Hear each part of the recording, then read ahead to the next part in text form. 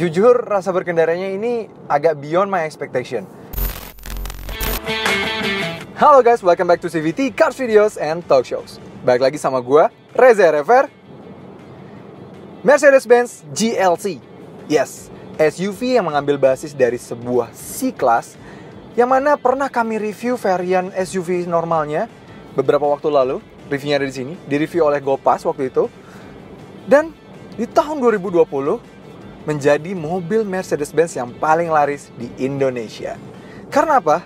Karena memang lebih make sense-nya dan lebih logisnya untuk membeli SUV di jalanan Indonesia. Karena memang jalanannya juga semakin tidak baik, jalanannya juga infrastrukturnya lebih mendukung untuk menggunakan SUV, pajak SUV juga jauh lebih murah. Itu mengapa GLC bisa lebih disenangi. Padahal selama ini sudah bertahun-tahun, berpuluh tahun, selalu C-Class lah andalan dari Mercedes-Benz. Tapi bagaimana jika ada GLC yang kalian pilih tidak berdasarkan logis, yaitu berdasarkan emosional? Yes, karena sedang bersama kami, ini dia Mercedes-Benz GLC 300 Coupe.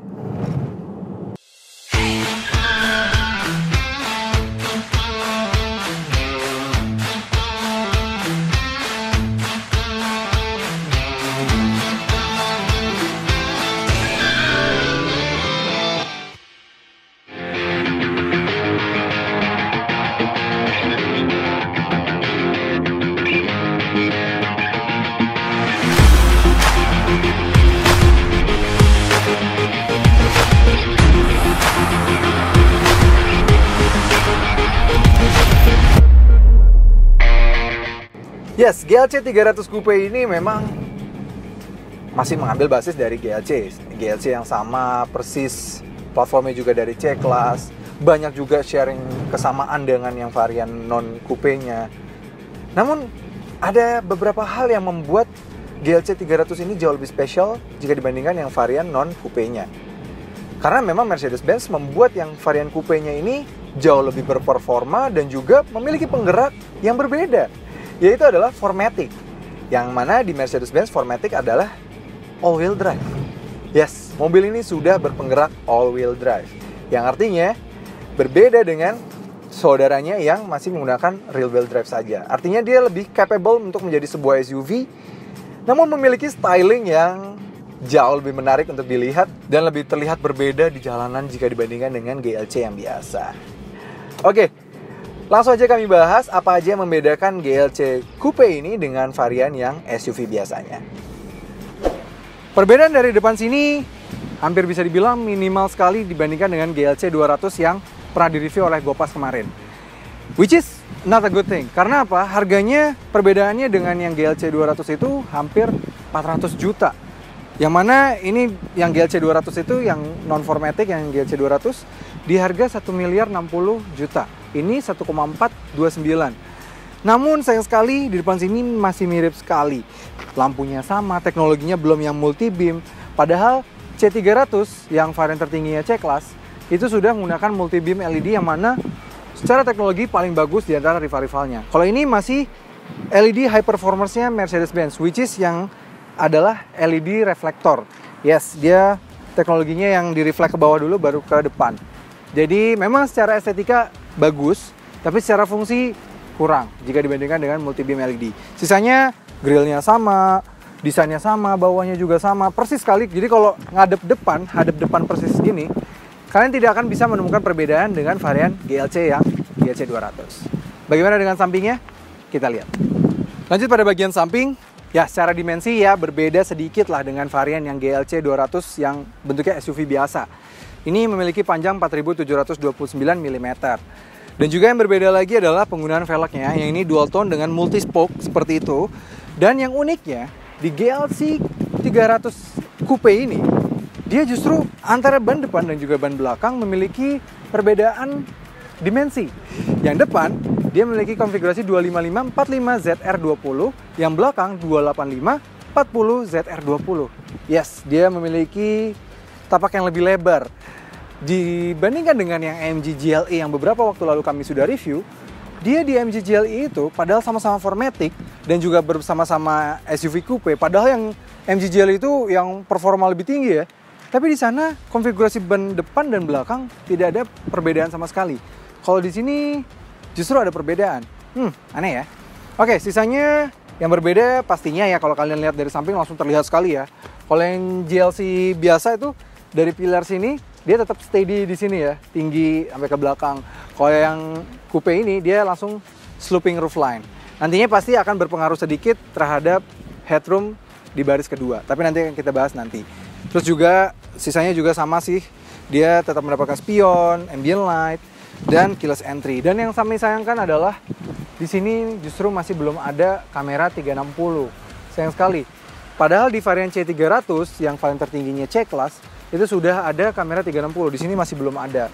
Jadi masih hanya kamera belakang saja. Oke, kita lihat perbedaannya lagi pada bagian belakang. Ya, sloping roofline itu juga berlanjut hingga ke belakang sini. Yes, harus kami akui untuk yang ahli dalam membuat SUV coupe, memang sih si Audi di antara 3 brand Jerman itu. Tapi minimal Mercedes-Benz jika dibandingkan dengan rivalnya si BMW lebih proper lagi untuk membuat SUV coupe. Kalau secara desain dia bagus gitu, tarikannya mulus, halus gitu ya, bagus dan bersinambungan antara depan dan belakang, dan desain belakangnya juga bukan yang mengundang kontroversi, bagus sih.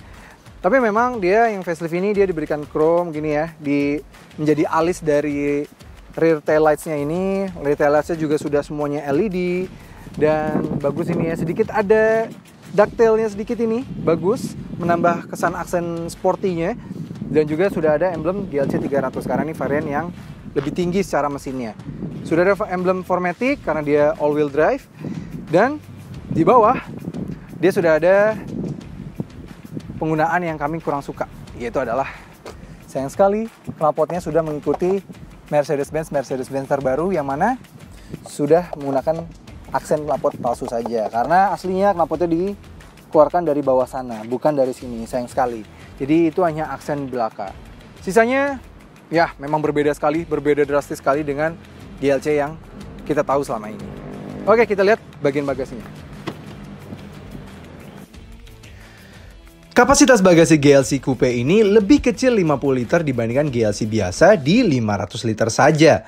Namun jika ingin membawa barang lebih banyak, kita bisa melipat baris 2 dengan hanya menekan tuas di kiri dan di kanan ini saja. Begitu terlipat, kapasitasnya meningkat hingga 1.400 liter.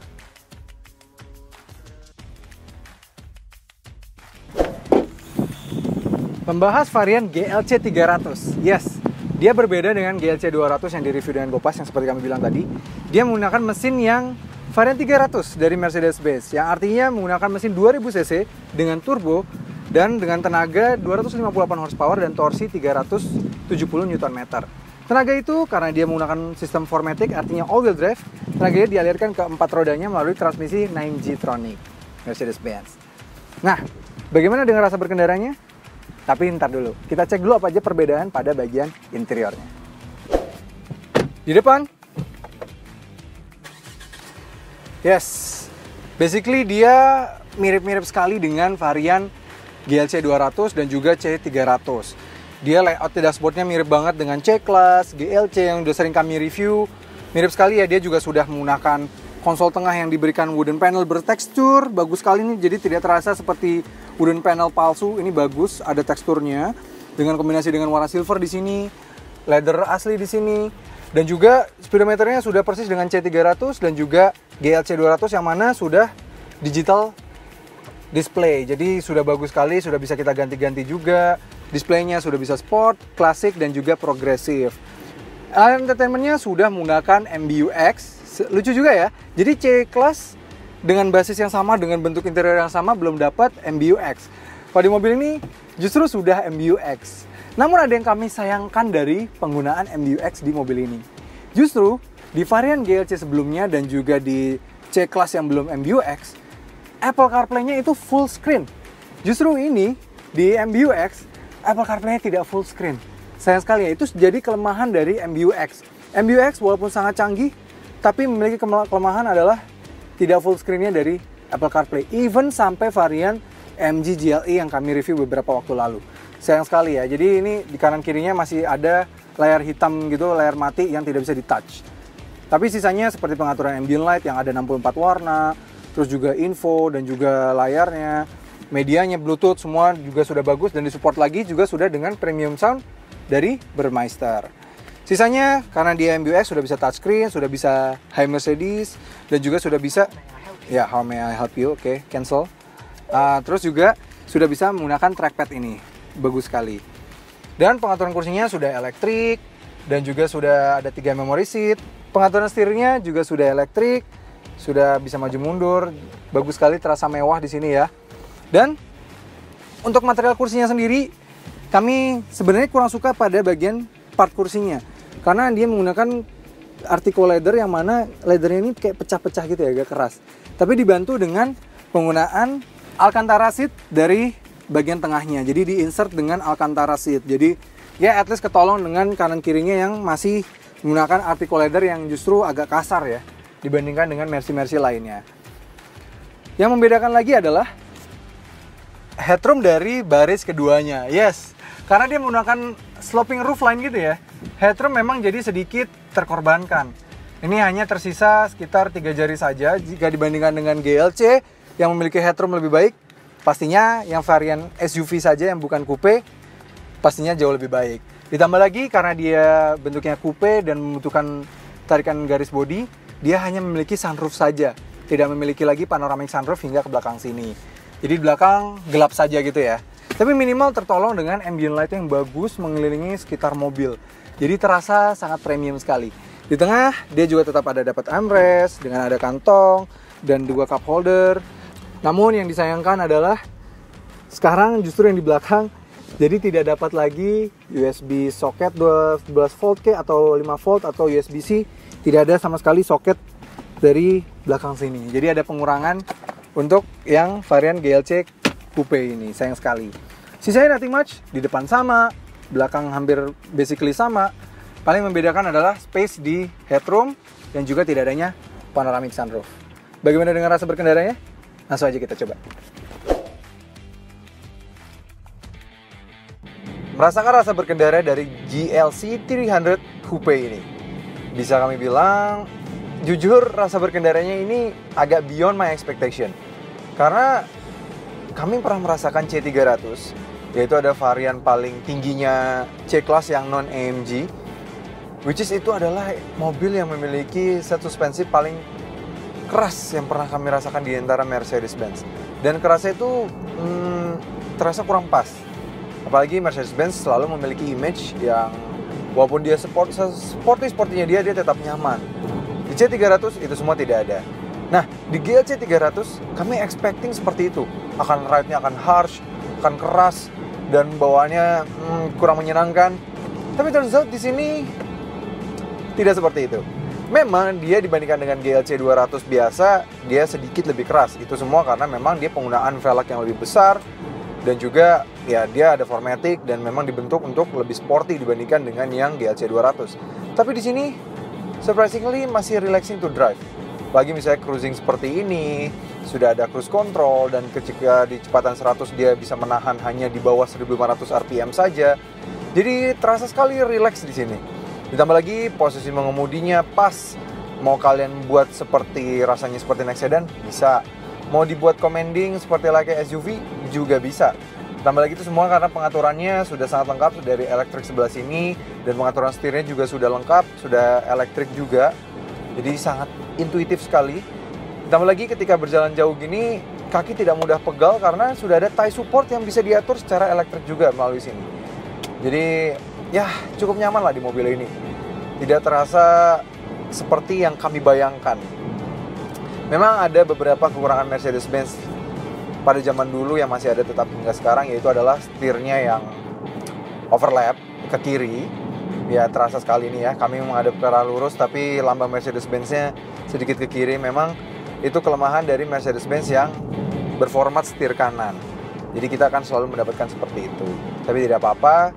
Sisanya seperti ride quality-nya dia tetap enak. Handling-nya jauh lebih baik dibandingkan dengan GLC 200 biasa. Ini pas sih. Mengingat memang bentuknya jauh lebih sporty dan lebih elegan. Sisanya sistem safety seperti blind spot monitoring, rear cross traffic alert, semuanya sama. Meskipun sayang sekali tidak adanya kamera 360. Luar biasa enak sekali. Mobil ini ya masih ngikut, walaupun memang empuk, tapi berkat velgnya mungkin memang yang lebih besar ya. Jadi membuat gripnya lebih bagus. Ditambah lagi yang bagian belakang, roda bagian belakang menggunakan ukuran ban yang lebih besar seperti kami jelaskan tadi, sehingga gripnya jauh lebih baik. Karena memang secara basis, walaupun dia ini all-wheel drive 4MATIC, tapi dia lebih rear wheel drive bias.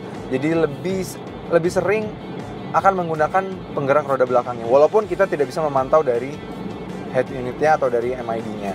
Tapi at least kami menyadari bahwa memang lebih sering mobil ini menggunakan penggerak belakangnya. Tapi enak mobil ini. Handlingnya, zigzagnya, ngikut sekali. Steering feedbacknya juga sangat baik. Dan ya jauh lebih baik jika dibandingkan dengan GLC 200. Tapi jujur, untuk tenaganya, kami harus mengakui bahwa Audi Q5 yang pernah kami rasakan beberapa waktu lalu jauh lebih baik, dan tractionnya juga di Audi Q5 yang kami pernah rasakan beberapa waktu lalu juga lebih baik. Memang Quattro all-wheel drive memiliki reputasi yang baik untuk soal all-wheel drive. Tapi at least di sini masih ada 4MATIC, jadi ketika jalanan licin, kalian akan lebih pede. Untuk kekedapan kabin, seperti layaknya Mercedes-Benz lainnya, pastinya juara.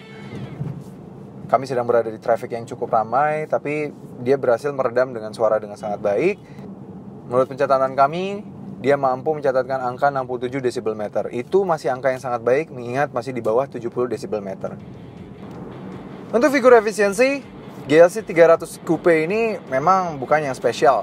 Dalam kota saja, meski dia sudah memiliki idling start-stop, dia hanya mampu menyentaskan 9,2 km per liter. Dan untuk rute luar kota, dia hanya bisa di 14,6 km per liter.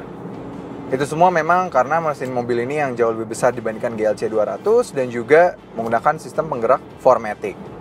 Yang artinya all-wheel drive yang pasti memang jauh lebih boros dibandingkan dengan yang non 4MATIC. Nah, bagaimana rasanya duduk di baris kedua? Ya, rasa berkendara dari GLC 300 Coupe ini di belakang adalah memang di belakang sini harus diakui untuk headroom dia memang sangat minimal sekali, tapi at least karena legroomnya bagus, jadi kita bisa sedikit turunkan badan kita supaya kita bisa lebih memiliki headroom yang lebih banyak. Dan untuk nyamanan sendiri, di belakang sini dia sudah diberikan armrest yang cukup besar, jadi cukup menambahkan kenyamanan di belakang sini. Untuk set suspensinya, harus diakui memang dia sedikit lebih keras dibandingkan dengan GLC yang 200. Tapi, at least dia belum sekeras C300. Di belakang sini masih livable sekali, masih bisa dikendarai, masih nyaman. Tapi dia memang masih belum ada sun blind di sini, jadi belum ada seperti di C300. Jadi ini nggak ada sama sekali. Dan juga ditambah lagi belum ada 12 volt socket atau charger USB di belakang sini. Jadi fitur kemewahan di belakang sini memang sangat kurang dibandingkan dengan C300. Tapi overall belakang sini at least masih ada ambient light, masih ada Burmeister. Dan set suspensinya masih sangat livable sekali. Dan walaupun emang headroomnya sedikit tipis, tapi at least masih oke lah. Oke, bagaimana dengan akselerasinya? Kita matikan dulu AC untuk dapatkan akselerasi terbaik. Pindah dulu ke mode Sport Plus. Matikan traction control. Sport Plus, traction control di Sport Plus. Injak gas dan rem, dan go!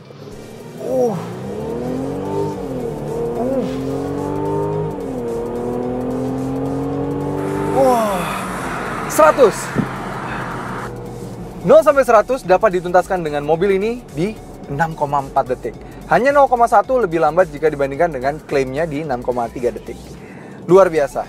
Memang berkat 4MATIC-nya dan juga mesinnya yang bertenaga 258 horsepower, dia bisa berkali-kali mendapatkan akselerasi yang sama berkat traksi dari sistem all-wheel drive-nya. Luar biasa.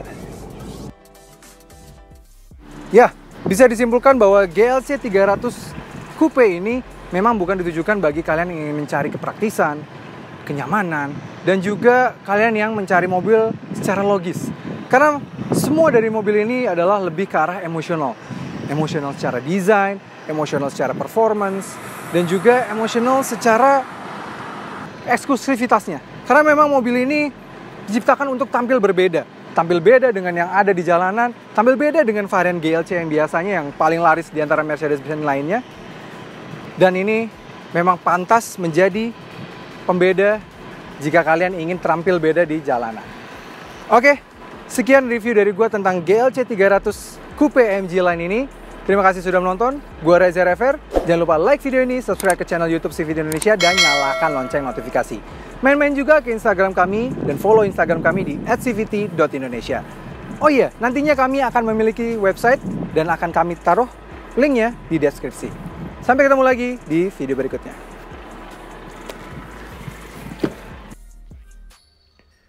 Support channel kami dengan cara tonton video-video kami yang lain ya. Dan juga jangan lupa klik tombol subscribe di kanan sana.